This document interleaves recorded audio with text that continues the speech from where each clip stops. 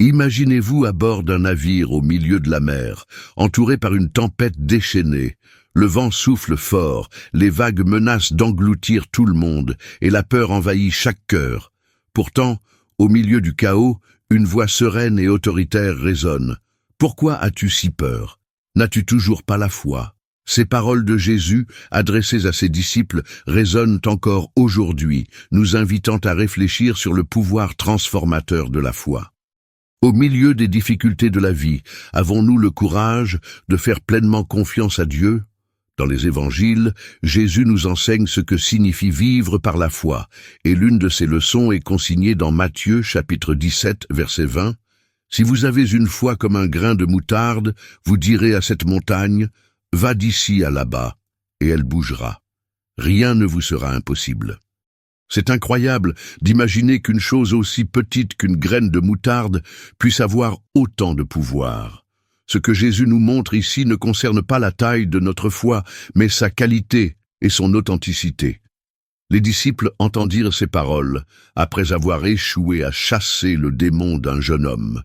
Frustrés, ils ont demandé à Jésus pourquoi il ne pouvait pas le faire, et il a répondu « À cause de la petitesse de votre foi ». Cette leçon nous rappelle que la vraie foi n'est pas seulement une croyance passive, mais une force vivante et active qui relie nos limites humaines à la puissance illimitée de Dieu. Comme la graine de moutarde, notre foi peut paraître insignifiante, mais elle contient le potentiel de surmonter des obstacles qui semblent insurmontables. Cependant, la foi ne grandit pas seule. Tout comme la graine de moutarde doit être plantée et cultivée, notre confiance en Dieu est renforcée lorsque nous marchons avec lui, affrontant les défis et voyant sa fidélité en action. Dans les moments d'incertitude, nous sommes appelés à nous rappeler que même une petite foi, lorsqu'elle est sincère, peut accomplir de grandes choses parce qu'elle est enracinée dans le Dieu qui peut tout. Dans Matthieu chapitre 21, verset 22, Jésus renforce cet enseignement lorsqu'il dit « Et tout ce que vous demanderez dans la prière, avec foi, vous le recevrez. » Ici, il nous enseigne que la vraie foi s'exprime aussi dans la prière. Mais que signifie prier avec foi? C'est plus que des mots prononcés.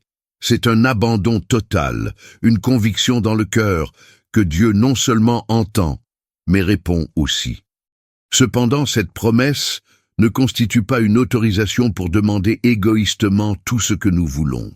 Il s'agit plutôt d'un appel à aligner nos désirs sur la volonté de Dieu, en ayant confiance qu'il sait ce qui est le mieux pour nous. Considérez la scène dans laquelle Jésus, après avoir maudit un figuier et l'avoir vu se faner, a profité de ce moment pour enseigner la foi à ses disciples.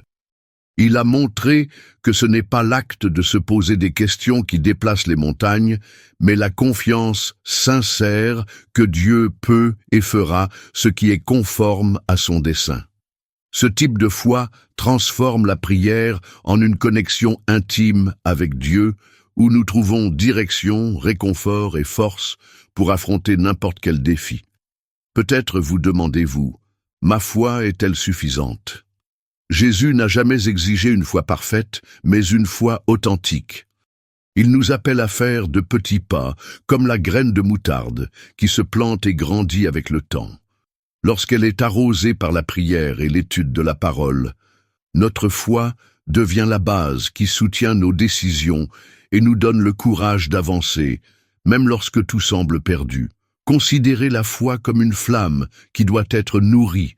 Peu importe qu'elle soit petite aujourd'hui, ce qui compte, c'est que vous le gardiez allumé. Après tout, ce n'est pas la taille de notre foi qui compte, mais le Dieu en qui nous plaçons cette confiance. Il est capable d'accomplir l'impossible, non pas parce que nous le méritons, mais parce que son amour et sa puissance sont illimités. Si ces mots ont éclairé votre cœur, comme ce contenu, partagez-le avec quelqu'un qui a besoin d'entendre ce message et abonnez-vous pour continuer à explorer les enseignements transformateurs de Jésus. Dans Matthieu chapitre 8, verset 13, nous trouvons l'histoire d'un centurion romain qui s'adresse à Jésus avec une demande extraordinaire.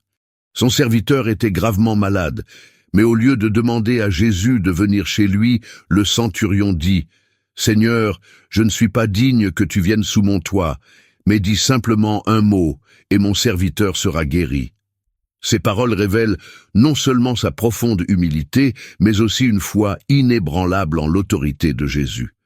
Ce qui rend cette histoire encore plus impressionnante est le fait que le centurion n'était pas juif.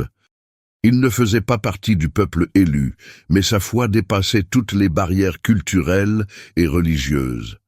Jésus, étonné, répondit « En vérité, je vous le dis, je n'ai pas trouvé une telle foi, même en Israël. » Et le serviteur fut guéri à ce moment précis.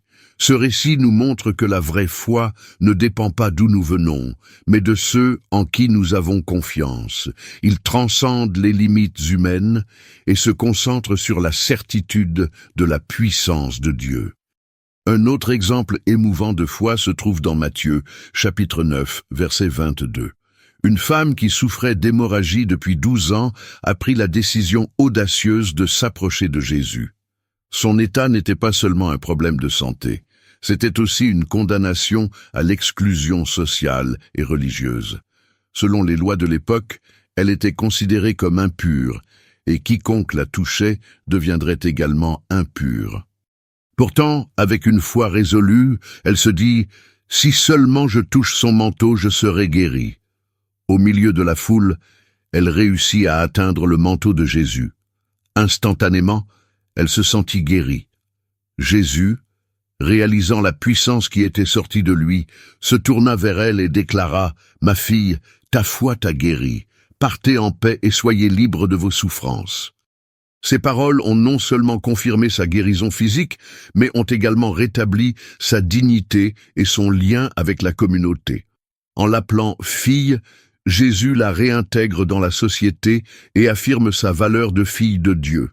Ces histoires nous montrent que la foi authentique est courageuse et persévérante.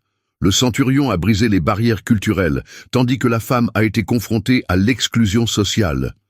Tous deux faisaient confiance à Jésus, quelles que soient les circonstances défavorables qui les entouraient. C'est l'essence de la foi que Jésus recherche en nous. Une confiance qui ne se limite pas aux apparences ou aux difficultés, mais qui croit à l'impossible parce qu'il sait à qui il confie ses espérances. Réfléchissez maintenant.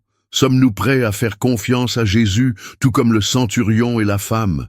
Nous sommes souvent confrontés à des obstacles qui semblent insurmontables. Mais Jésus nous appelle à agir avec foi, même lorsque tout autour de nous dit le contraire.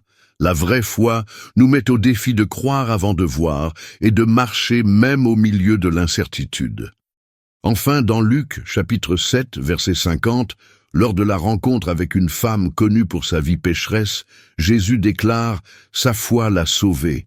Partez en paix. » Cette femme, qui oignait les pieds de Jésus de parfums et de larmes, n'a pas dit un mot, mais son acte de dévotion a suffi à démontrer sa foi et son repentir. Jésus, une fois de plus, a regardé au-delà des apparences et a vu le cœur. Son salut n'était pas seulement spirituel, mais aussi émotionnel et social, la libérant de la honte et de l'exclusion. Ces histoires nous rappellent que, pour Jésus, la foi est plus qu'une croyance intellectuelle. C'est un abandon total. C'est avoir confiance qu'il peut agir et qu'il agira, même si nous ne voyons pas le chemin. Et c'est exactement ce à quoi il nous appelle, déposer nos soucis, nos douleurs et nos rêves à ses pieds, confiant que sa grâce est suffisante. Si vous avez été touché par ces histoires de foi, assurez-vous d'aimer, de partager et de vous abonner pour continuer à recevoir des réflexions inspirantes sur la parole de Dieu. Dieu a de grandes choses en réserve pour ceux qui lui font confiance.